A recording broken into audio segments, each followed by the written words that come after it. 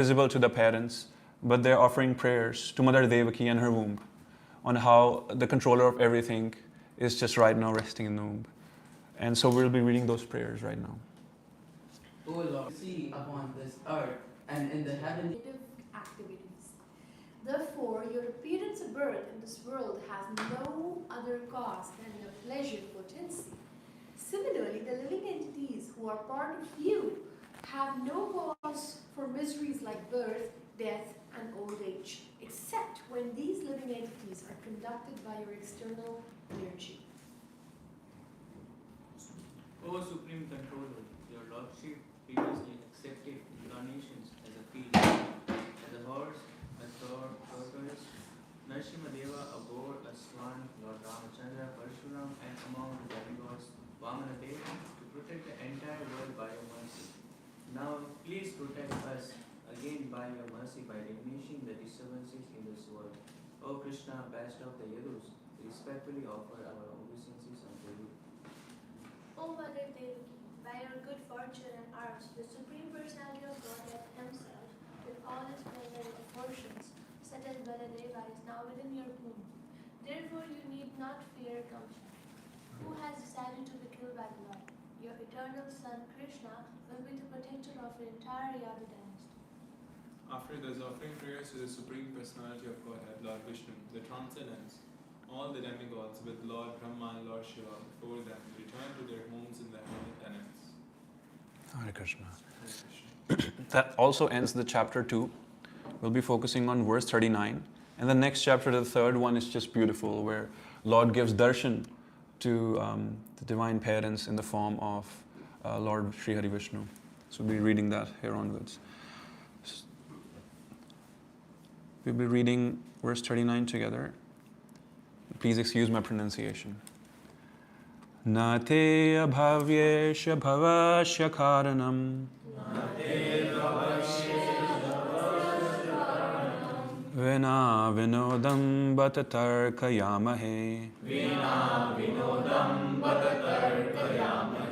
Bhavo nirodha stitirapya vidyaya Krita yathastvai abhaya shrayatmani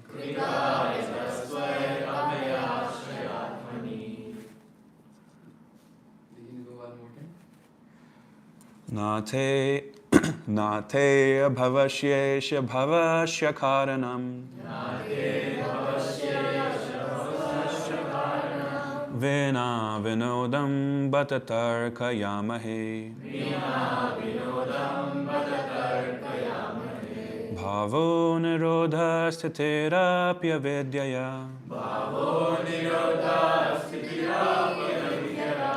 Krita yathastvai abhaya shrayatmani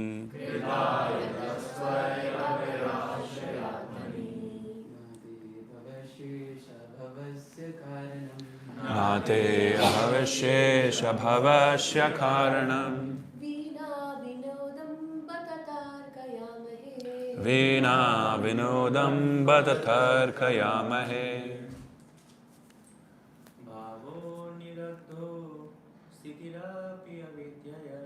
Bhavo nirodha stitirapya vidyaya Krita yathastvai abhaya shrayatmani Nate bhavyasya bhavasya karanam Nate abhavasyesha bhavasya karanam Vina vinodam batatarkayamahe Bhavo nirodha stitirapya vidyaya Krita yathastvai abhaya shrayatmani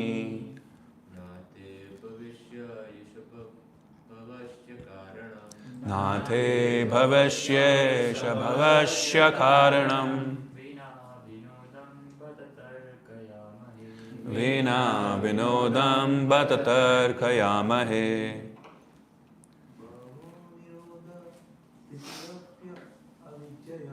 Bhavo nirodha Sthitiya Vidyaya. It's okay, try it.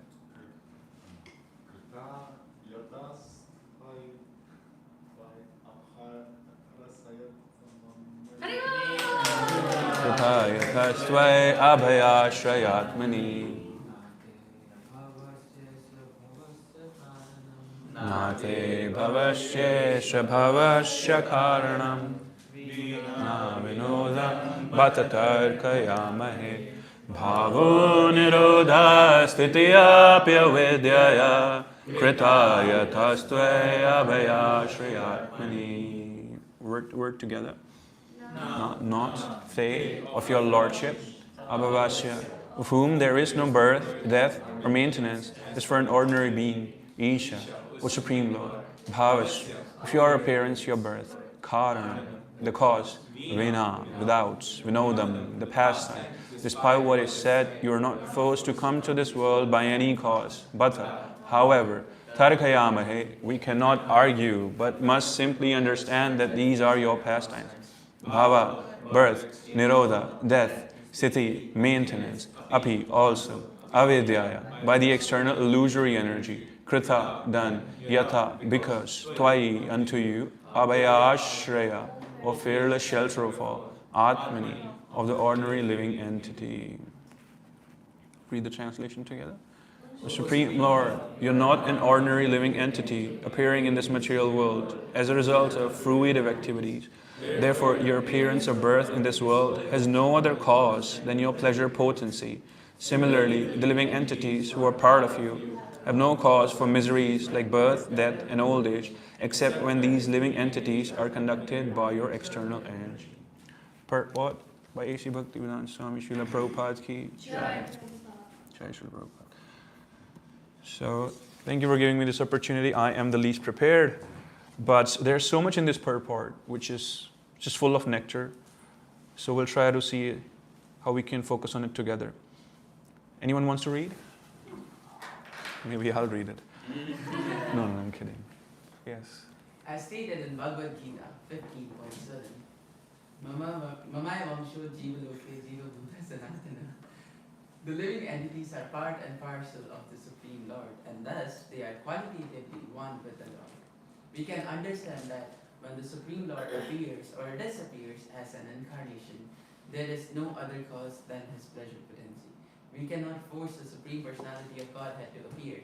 As he says in Bhagavad Gita 4.7, Yada yada hi dharmasya glanir bhavati bharata abhyutanam adharmasya tadadmanam srijanyam. Thank you, Ruben. One from this side. Whenever and wherever there is a decline in religious practice, O descendant, when there is a need to diminish a burden created by the demons, the Supreme Godhead can do it in many ways because he has multifarious energies. There is no need for him to come as an incarnation, since he is not forced to do anything like ordinary living entities. The living entities come to this material world in spirit of enjoyment, but because they want to enjoy without Krishna, Krishna Bahir Mukha Haya Bhoja Vanchakari, they suffer birth, death, old age, and disease under the control of the illusory energy. When the Supreme Personality of Godhead appears, however, no such causes are involved. His descent is an act of his pleasure potency. We should always remember this distinction between the Lord and the ordinary living entities, and not uselessly argue that the Lord cannot come. There are philosophers who do not believe in the Lord's incarnation and who ask, why should the Supreme Lord come? But the answer is, why should he not come? Why should he be controlled by the desire of the living entity? The Lord is free to do whatever he likes.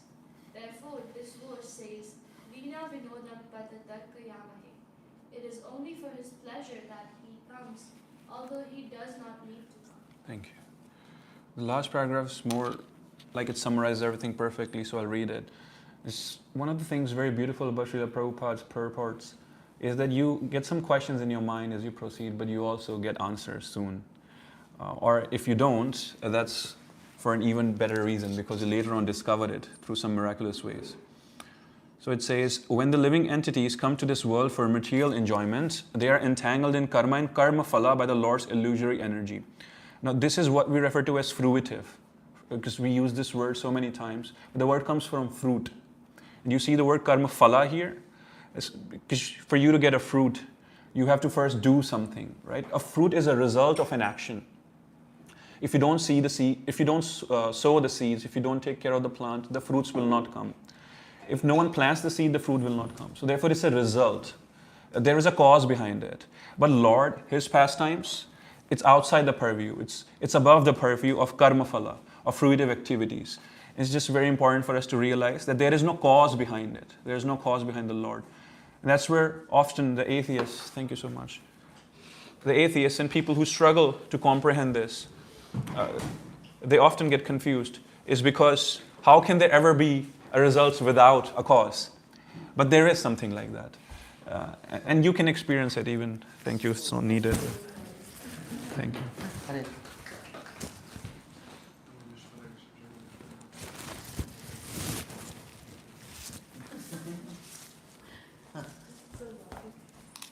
Yeah, so what I'm saying is, I forgot, thank you. No. Even in mundane life, the highest emotions that you've experienced towards people around you, feelings of gratitude, love and whatnot, even you'd struggle to find the reason behind it sometimes. It's just happening. So when we're talking about something totally transcendental, how can you even think of a cause behind it? Okay. But if one seeks shelter at the Lord's lotus feet, one is again situated in his original liberated state. As stated here, Kritha yathastvai abhayashrayatmani. One who seeks shelter at the lotus feet of the Lord is always fearless. Because we're dependent on the Supreme Personality of Godhead, we should give up the idea that without Krishna, we can enjoy freedom in this material world. This idea is the reason we have become entangled. Now it is our duty, important, to seek shelter again at the Lord's lotus feet. It's not an option, it's a duty. This shelter is described as abhaya, or fearless. Since Krishna is not subject to birth, death, old age, or disease, and since we are not part and parcel of Krishna, we also are not subject to birth, death, old age, and disease. But we have become subject to these illusory problems because of our forgetfulness of Krishna and our position as His eternal servants. Jivara Swarupa Hoy Krishna Nityadas. Therefore, if we practice devotional service by always thinking of the Lord, always glorifying Him, and always chanting about Him, as described in text 37, Shriman Granan Samsmarayam Chintayan, we will be reinstated in our original constitutional position and thus be saved. The demigods therefore encourage Devaki not to fear about Kamsa, but to think of the Supreme Personality of Godhead, who was already within her womb. It's just brilliant. Now, there are a few things that I'd like for us to especially talk about. And we read over here that Lord need not come Himself to take care of the spread of demoniac activities that happen on this realm. Can we think of some examples where He Himself didn't come but He sent His multifarious energies, as Prabhupada is mentioning here? You can think of one, Amla, I'm sure.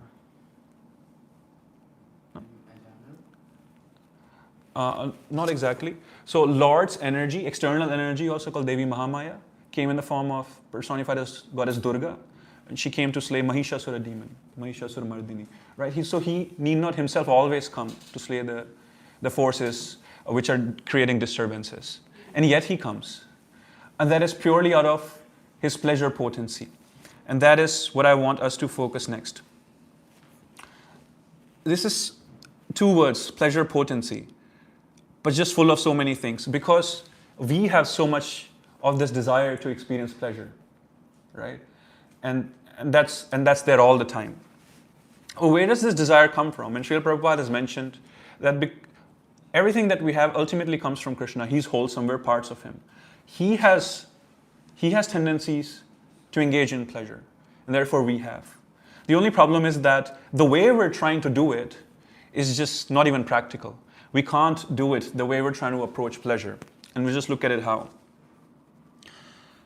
The root of pleasure seeking that we have in us is, if you look at it, observe closely, is actually just the desire process. right? You desire for something. You want to get a pleasure out of something or someone. And that's where the problem lies. Because if you want to eliminate this desire, that itself is a desire. Right? I don't want to have a desire is a desire. So you go into a loop of never-ending process. And that's where munis and meditative people and impersonalists, they follow a certain path where they try to eliminate the desire. Then ultimately they give up and then they surrender to something or someone. Most times they don't know what. And then land up at a temple. Yeah. So Prabhupada has mentioned a few times in this purport that we also have the same quality as Lord has. Sadchid Ananda. Right? And therefore we also have this pleasure-seeking desire in us. And that's okay. So every time these desires do come up in you, it's not that you have to rebuke yourself. Just remind yourself that ultimately your quality is the same as the Lord Himself. But it's just that how you're trying to fulfill it or trying to find expression to that desire is just funny. So if you laugh at yourself, it might even help you. Right? You need not fight with it also always. So how does the Lord enjoy pleasure? Let's look at it. And then we can contrast it how we do. And now Prabhupada here mentions by His pleasure potency, which is also described in the traditional language as Hladini Shakti, right? Personified, represented by Srimati Radharani, of course. Now if we try to imitate Him and try to kill demons, which we can't, or try to imitate His pastimes, where He's engaging with His pleasure potency, it won't help us. But if you look at His pleasure potency, what is she doing always? Serving Him. Srimati Radharani is always engaged in Krishna's service, always trying to remember Him every moment. She never forgets Him for a moment, and He never forgets her as a result. So we have to follow that. The way that Krishna is enjoying pleasure is through His pleasure potency, and the pleasure potency is always in His service and remembering Him. So if we are trying to enjoy pleasure all the time, and yes we are, then we have to do the same. Serve Him every moment and remember Him. And therefore, in that line, we're not different. We're not doing anything different from Him also. Because you see, it's very subtle. It's very hard to grasp. It's very subtle. Because if He's experiencing pleasure out of His pleasure potency serving Him, then for us to experience pleasure is also through serving Him. Because then we become a part of His pleasure potency. And that's all we have to do. Okay. But another key thing over here is why we get stuck in these loops of our five senses and we try to enjoy pleasures through other ways other than serving Him is because somewhere we've forgotten our core identity. And Prabhupada mentions it in this purport in the last paragraph, is that our eternal form is of Nitya Krishna Das, is forever servitude in His service. And how many times do we forget it? All the time. All the time. And that's why we're here. And we focus on chanting rounds, doing kirtan, going out, this and that. But how many times a day do we remind ourselves of our eternal identity? Once a day? No, sometimes 0 times a day. Never quite always. This is where it's very important to never forget reminding ourselves of our identity. Now we've forgotten it and that's okay. The whole point of all these chants and these rounds and this service is to serve Krishna, but is to also simultaneously awaken our true identity within ourselves. Is to remind ourselves because we've forgotten. And if you consciously also try to remind yourself, that itself will aid the process. But can you? Is the question. Because if you're under the spell of Maya, and if you remind yourselves of your eternal identity, then you've technically won over Maya, which is as powerful as Krishna. So you've won over Krishna. So can you remind yourself of your eternal identity? Well, technically you can't, it appears like. And that's where it's beautiful. It happens just through mercy and Krishna's desire. But it appears like we're doing it ourselves. So should I do it, or will Krishna do for me so I don't have to do any sadhana? It's a natural question that comes. If this question's coming to you, then mercy part is already addressed. Okay, I won't do any sadhana, the mercy will handle it for me, the grace will handle it for me. It's not correct, because if this thought is coming to your head, this question is coming to your head, then grace has done its job. Mercy has done its job, now you have to do your job, is to do sadhana, is to serve. Because as much as you'd like to think just with your desire and will, just this thought cannot enter your head. That how do you remind yourself of your eternal identity? Because you're lost anyway. How can someone who's lost just automatically find themselves? They have to discover a way. And the way comes through sadhana and through mercy ultimately. So what I'm trying to say is just very subtle. It's very hard to describe in words. But reminding yourself of your eternal identity is just so important. And when you do that, you'll somewhere realize that where did the thought even come to my head? It wasn't just me. Because if I knew it, that my eternal identity is to be Krishna's devotee and servitude, then I wouldn't be lost in my pleasure-seeking activities in the first place. But I was. And yet this thought came to my head. So now you're living in this beautiful temple. Shri Radha Kshetra Gopinath ki jai. And you're having his uchishta, his prasadam, rather, a more appropriate word, every meal. So mercy is very much descendant on you. And if you're watching this video online also, and then also you came across such a video because of mercy and grace. So now it's just your responsibility to offer services. And it's not very serious in a job to serve, trust me. It's a very pleasurable activity by itself.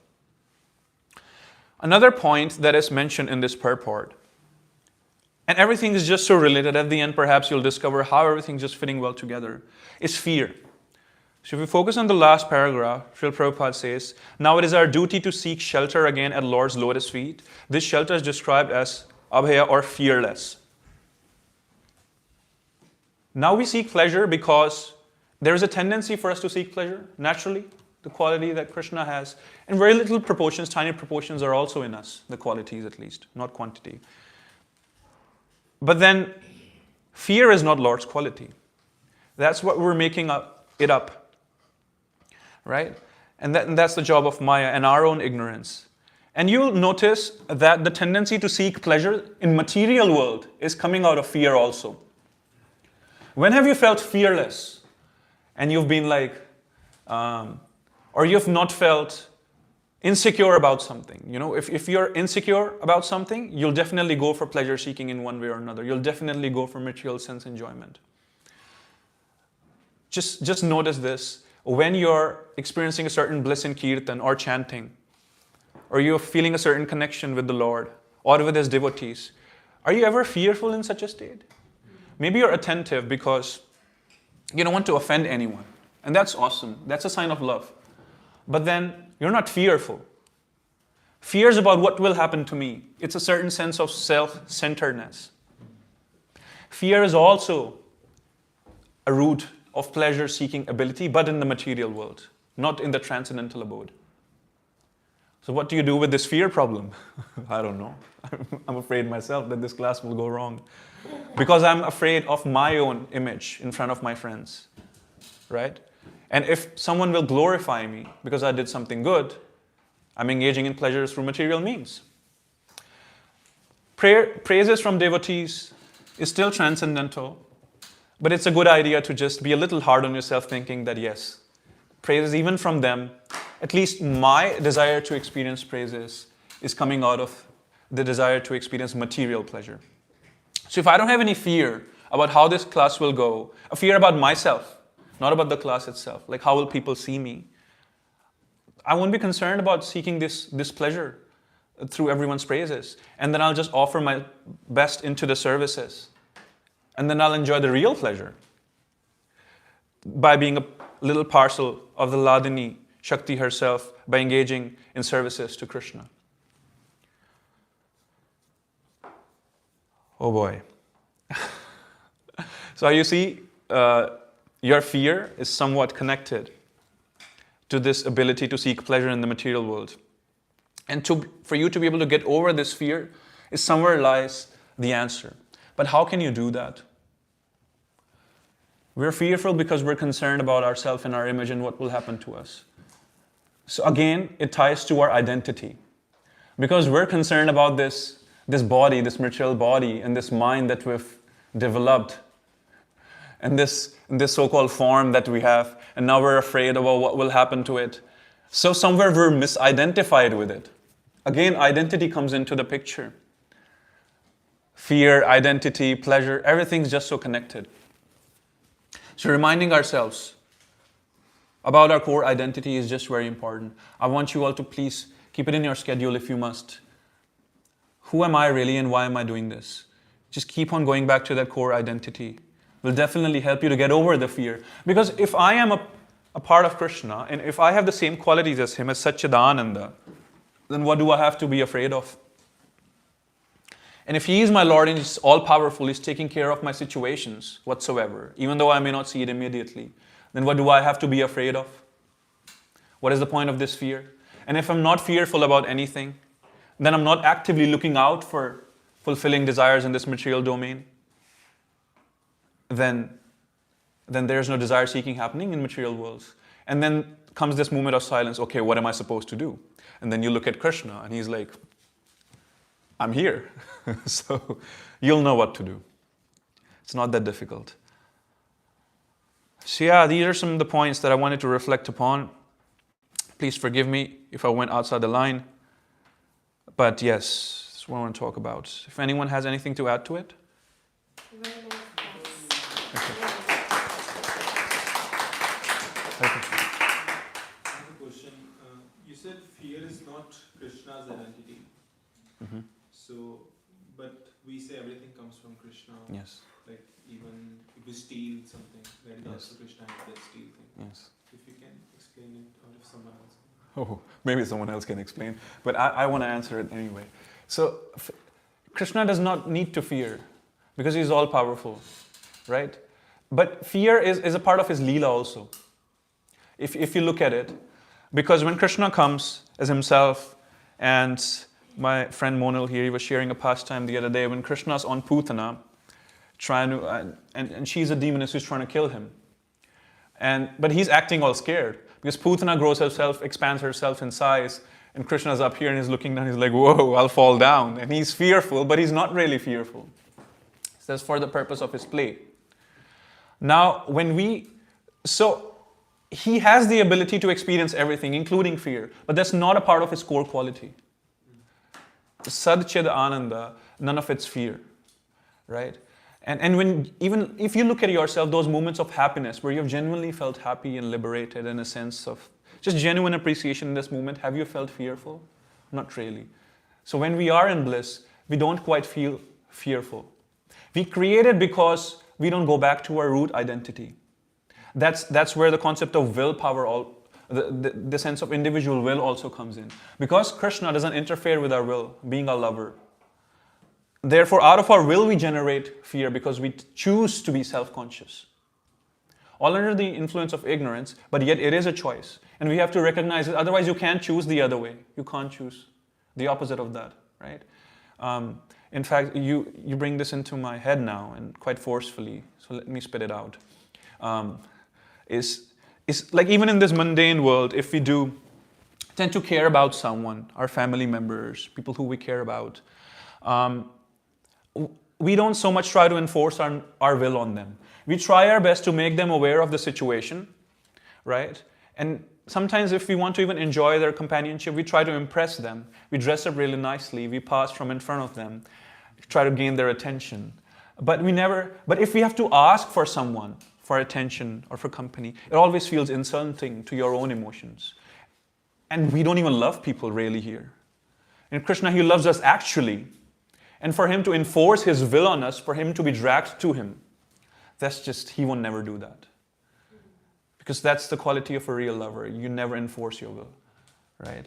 So our fear can go away too, but we create it because we choose to not go to him, to not identify with him, to not be directed to him, to not be conscious of him, to not be Krishna conscious. So we generate the fear out of our own self-centeredness, and that's how it works.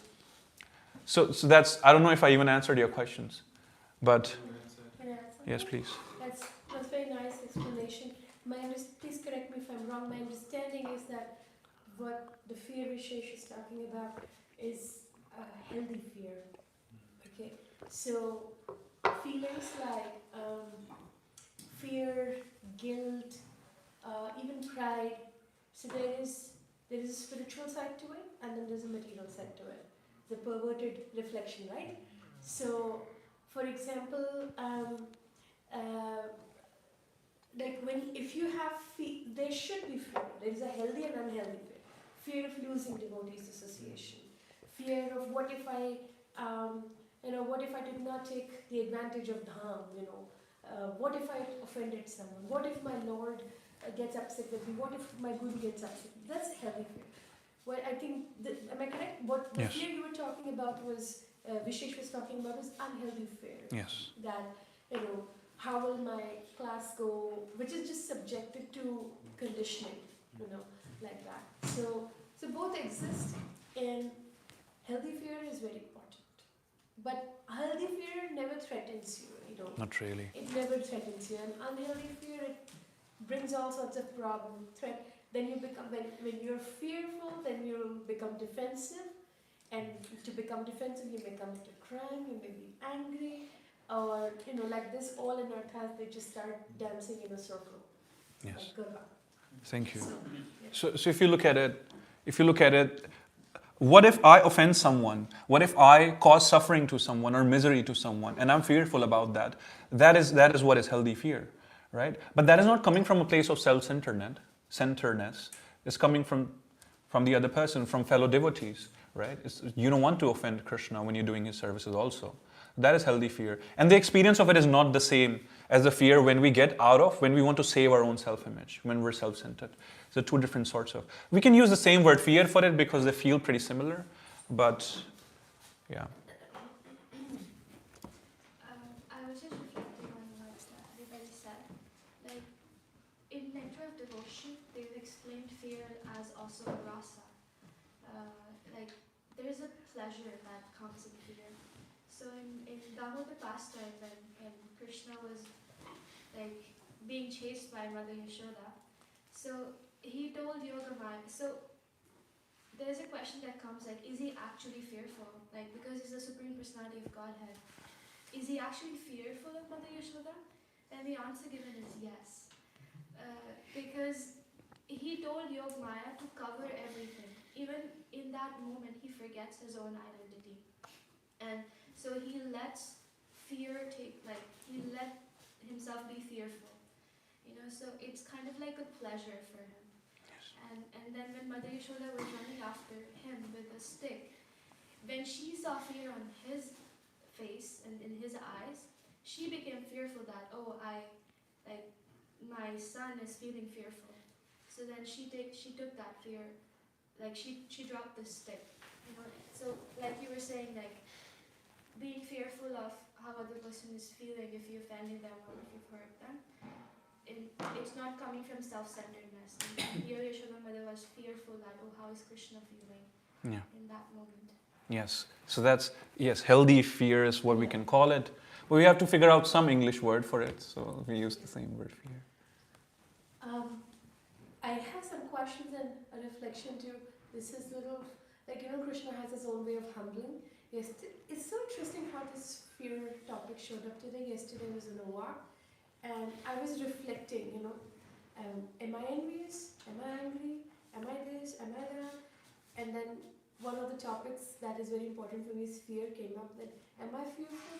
And I was like, no, I'm very fearless. Can I do this? Yes, I can do this. Can I do that? Yes, I can do that. So I was very happy, that I'll do this. And just this morning when I arrived at the temple, there was a big skunk right outside the middle door. Oh no. And that's when my fear, I got out of the car and then just jumped back into the car. And then I thought, what happened? Did you see a snake or something? I said, no, I can't go to the because I got sprayed one time and that was the most ridiculous experience. Sorry about but that. that fear was there. And then I just remembered I am fearful. I still have fear within my heart. I'm not as bold as I thought. But it's interesting how Krishna, shows these things. And what you were still, if we start conquering a fear with Krishna, it is the most liberating. We may have hundreds of anarthas. One may feel if I conquered my anger, I may feel this. But I think fear is the most liberating feeling, because then there is no anxiety, then there is no worry, then there is no, greed also. And Krishna's promise in Bhagavad Gita chapter 9, I think 32 verse, my devotee never perishes. So there's nothing to fear, absolutely. Then just a couple of questions. Maybe I'll start with one and see if anyone else has. We were very nicely describing about being servant. I think I just wanted you to maybe elaborate a little bit that being servant is not as fancy, you know. Like I'm sure, like no one, takes birth to say like I want to be a doctor, I want to be an engineer, I want to be a servant.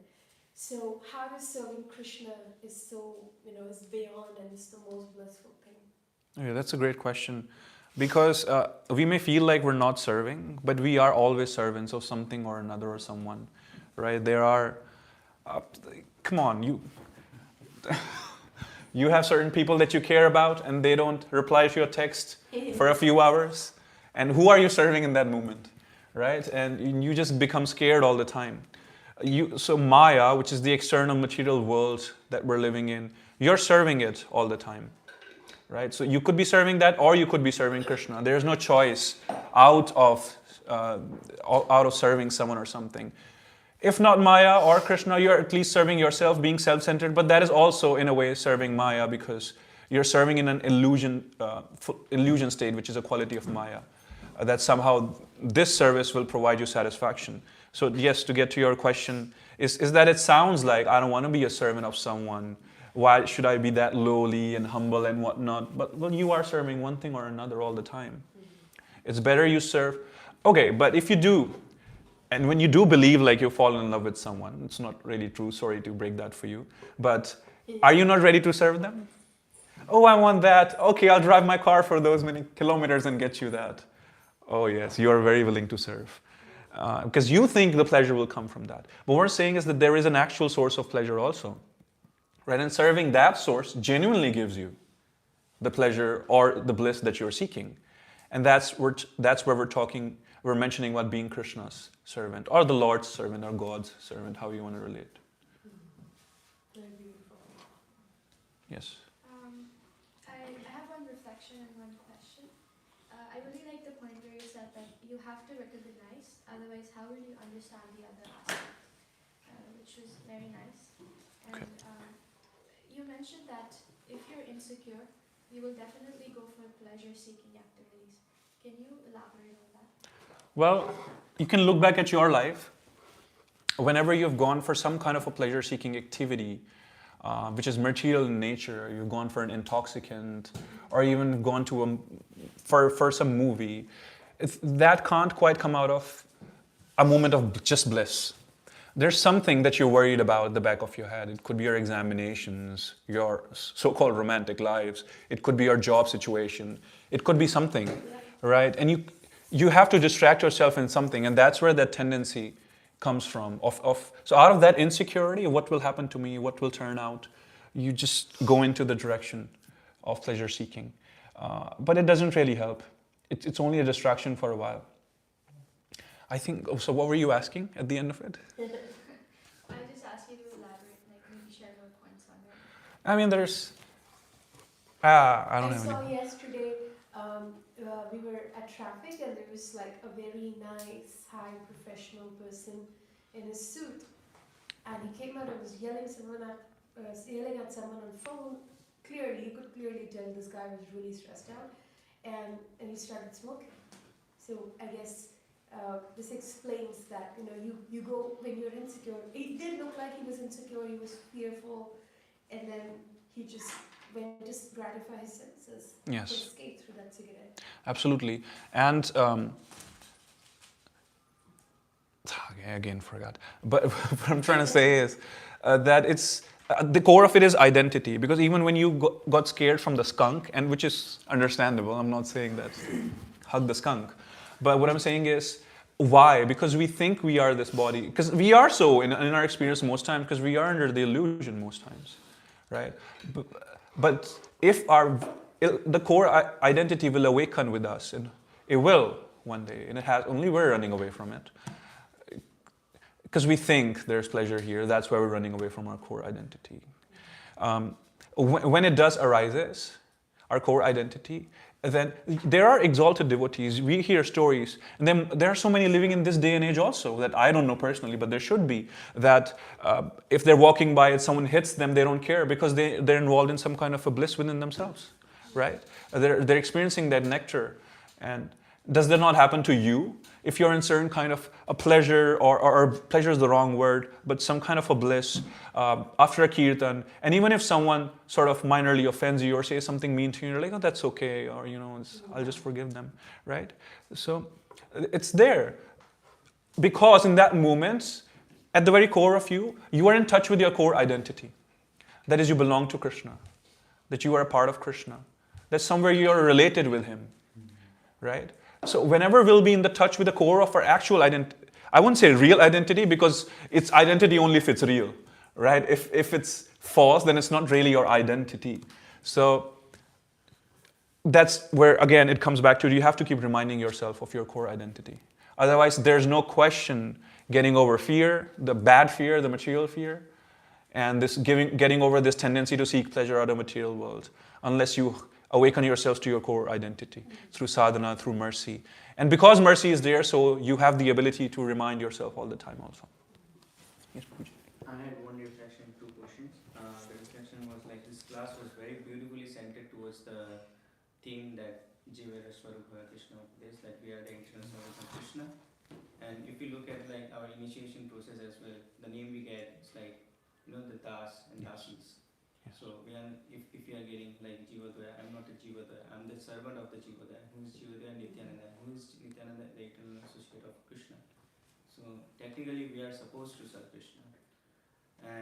And you reminded us very beautiful. Thank you for that. And in your class you mentioned fear is also a way of seeking pleasure. Can you elaborate a little bit on that? We've spoken about it in a few different ways, but sure. Fear guides you towards seeking pleasure materially. Because fear is the material fear, or rather just call it concern about yourself. Because what is fear? What will happen to me? That is fear ultimately, right, in simple words. So this sense of what will happen to me comes out of this identity that we've developed, is that I am this body and mind and these material emotions that I experience, right? So there is a lot of fear in that identity itself, and therefore to distract ourselves, to strengthen that identity further, to forget about that fear or that concern about what about me, we go for material, for engagement into sense. In fact, I can also break it to you technically, but most of you will fall asleep. How do you experience pleasure in material world? Is through your five senses. And there are subtle senses also, like false ego and intelligence. That's a different matter. But essentially through five senses, right? So there is, Srila Prabhupada has mentioned in one of the purports we discussed in Bhakti Shastri class also, there are layers to our material world. Like there's a food body, then there's a mental body. There's pranamaya kosha, annamaya kosha, stuff like that. Very technical. But there is a manomaya kosha, which is our mind level. It's just made up of sensations. It's pure sensations. Sensations. Through senses, five senses, we experience different sensations. And there's a tendency to keep doing that, And in the material world, the topmost sensation that we experience is and it's even mentioned in scriptures in multiple places, the act of sexuality. And that's why it's the deepest binding factor here also. Right? Because you experience just so much sensations through your five senses.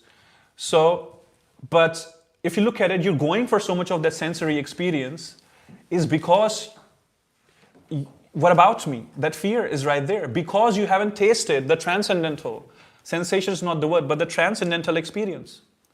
Or at least you have not tasted it enough. Right?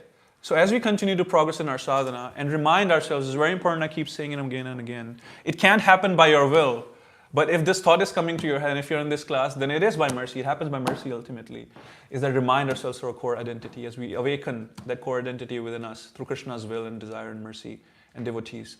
Then this what about me will also vanish. Then this desire to seek pleasure out of the sensory body that we have will also vanish. And it happens when devotees go into bhava samadhis, when they go into nitya leelas. We're talking about two higher things right now, okay? I can't even talk about all that. When devotees, they do go into that. Arnamachara Shrihadas Thakur is just chanting all the time. Do you think he's just thinking and just listening to the sounds? They enter into Nitya Leela, right? What are they in the Leela? They enter into that. So in that moment, in those experience of their Leelas that they're a part of, they're not experiencing that sensory body which is experiencing through 5 senses. That is a transcendental experience. What is the word transcendental? Above, transcend, This is my laptop, now my hand is transcendental to the laptop. Not actually because it's in the same physical world, but so to speak, so to understand, right? So when you go deep into when you realize your core identity, true core identity, then you will be above the platform of the 5 senses. So fear will also vanish. Now if you'll have to come down and operate again, if you'll forget yourself, which I have, then again fear will come, pleasure seeking will come. So it's just such a game. And when you realize and you're like, what? And then surrender comes. So ultimately it's surrender, awakening your core identity. But we have to play that game because you want to play that game. You can't just give up what to do. Yes, Prabhuji. So what I understand is like, what we are fearing is like fear of being left out, and fear of like, what if we don't enjoy this? Fear about what about me? Yeah, exactly. Yeah. So that's what feels like. Fear is also a pleasure seeking way. So like 100%. 100%. So because we're operating so much in a thinking mind, we have to create models in it, fear, pleasure seeking, identity, this. But there's a tiny tendency in us to just be like this and make it about ourselves, but not out there about Krishna. And that's the core of, you can't describe it in words. You just feel in deeper states of japa and sadhana. So it's just, we're trying to work through all these models. Is anyone? I had a striking question there. I have a reflection to say. You said when we start to serve Krishna, we become part of pleasure potency. That is like joining Radharani's scheme. So I want to join Radharani's scheme. I think it is still into Krishna. From there. Just joking. Yes, and I heard at a lecture, His Holiness Radhanath Maharaj, and I keep sharing this with you all the time, and you keep forgetting, and he says, this was Radha Ashtami lecture, is that the only object of love there is Krishna. You can't really love anyone else. It's like, I can see this device. It's an object of sight for me. I can see this. But the only object of love is Krishna. That means you can't really love anything or anyone else. Now, but whatever love that is there all the times, it's like a wave of the ocean of love that is Radharani. So she's the whole reservoir of love, always directed towards Krishna. And he's the only object of love, always inviting love towards him, playing his flute, inviting Srimati Radharani. So if you even experience a moment of genuine love, which is impossible, and yet you do by mercy, for your dog even, in that moment, that love is directed towards Krishna, and it's a little tiny part of the love for Radharani. So you will ultimately come to Krishna. And this is, if it's not scripturally verified, then I apologize in advance. But I also heard related in Radhanath Maharaj's lecture. So just to add to your point, so if we're serving Krishna, we're part of that pleasure potency. If we're loving Krishna, we're part of the loving potency that Radharani is, always directed towards Krishna. Thank you for sharing that again. Yes, Prabhu. I see that Monil, Jiva, myself, we picked up few statements, whatever you said. So I think whatever you said was really powerful, and one of the things that you said was really nice. You said being attentive is a sign of love. Yes. And that's a reminder to chant. And that's really true.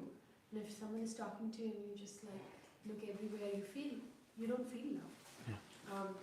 Yeah. And then I guess just one question is that you also spoke about mercy. So what you were saying, your class is very nicely structured about serving Krishna, mercy and fear. And my question is that when do we become unqualified for mercy? This is a test for everyone. I have repeated this so many times. See, I pray to Krishna all the time that please don't take my test because I will fail for sure. Right? When do we become disqualified? Unqualified for mercy. Like when does the mercy start flowing? Mercy flows like miracle, but when does mercy start flowing in a devotee's life? Okay, I'll try to answer that or give my perspective on it. But I'll again mention identity first, because when we forget it and when we think that we're this material body, is then we try to go so much into what about me. And from them stems this ability to make everything about you, and then you make offenses towards devotees, towards living entities, which are as dear to Krishna as me and every other devotee. And through those offenses, through you hurting people, you become disqualified for mercy. But why? because you're doing that in a state of ignorance.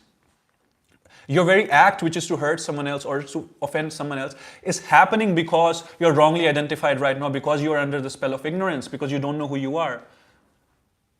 So naturally you're disqualified for mercy, because mercy, grace, all these things are only there in the transcendental platform. It is in your core identity platform, and now you're away from your core identity into an illusory identity. So you're away from mercy also naturally, so you become disqualified. But for practical purposes, yes, you offend someone, you become disqualified. If anyone wants to answer. Adding to it, like Krishna says, like devotees are in his heart, and in devotees heart Krishna is there. So if you are technically offending devotees, you are offending Krishna. Yeah. Like the mercy stop. Yeah. And if it's a non-devotee also, or even an object, if I have to push a chair like bam, like why? Because first of all, it's not gentle man, woman, like it's just not aesthetic. And also, even if it's a non-living entity or an immaterial entity, still part of Maya in a way, and that's Krishna's external energy. So just out of respect for your Krishna, out of love for your Krishna, you don't want to disturb or handle harshly any part of him also. That's just important, right? So it's fine, that chair is immaterial, but for you it should be part of Krishna's energy, at least if not a part of Krishna. So that means water is also part of energies, Krishna's energy, and we shouldn't waste water. Yeah. Did I do something? No, he's telling everyone. Oh, see. I had one more question. We see like, sorry, should I ask it afterwards? No, just last question. So, serving Krishna is our internal position, and that's the ultimate way of seeking pleasure.